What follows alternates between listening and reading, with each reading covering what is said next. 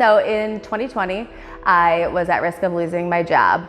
My marriage was falling apart. I wasn't present in my everyday life. I wasn't present in what was going on with my daughter in her life. I literally was told that I was to take a leave of absence, unpaid leave of absence. My name is Erin Benner.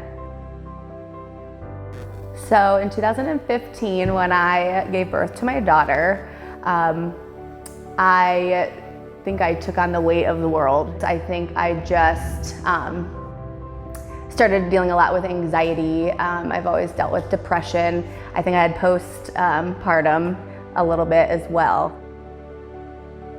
I started drinking just to deal with the stressors of everyday life.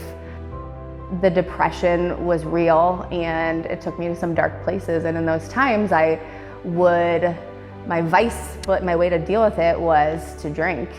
I also had a prescription medication that I was not taking properly. I would use it to stay up all night and get things done.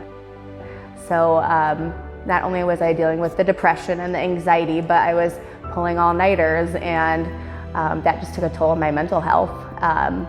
I would either be abusing the prescription medication, or I would be drinking to have a blackout drunk. On May 5th of 2020, I had several program meetings, and the morning that I woke up that day on May 5th, I was so hungover and shaky, and I literally couldn't function.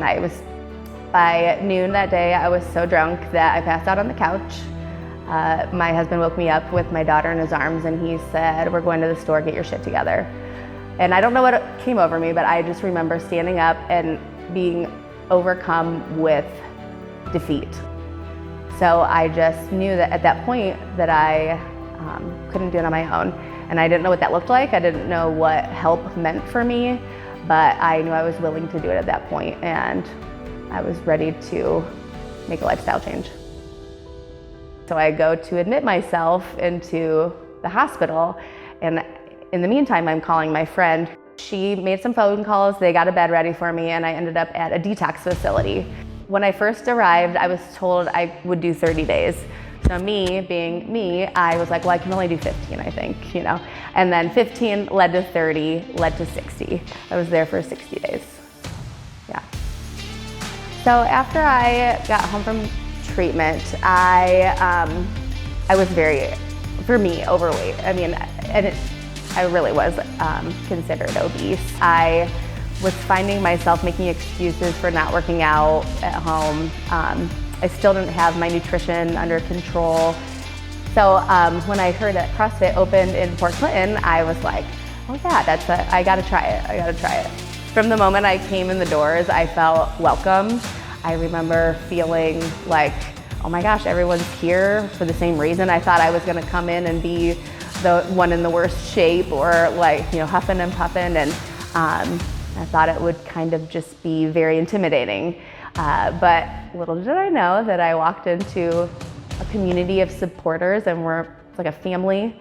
The moment I met Brett and Lexus, I just felt like I had known them forever. They were very supportive, very friendly.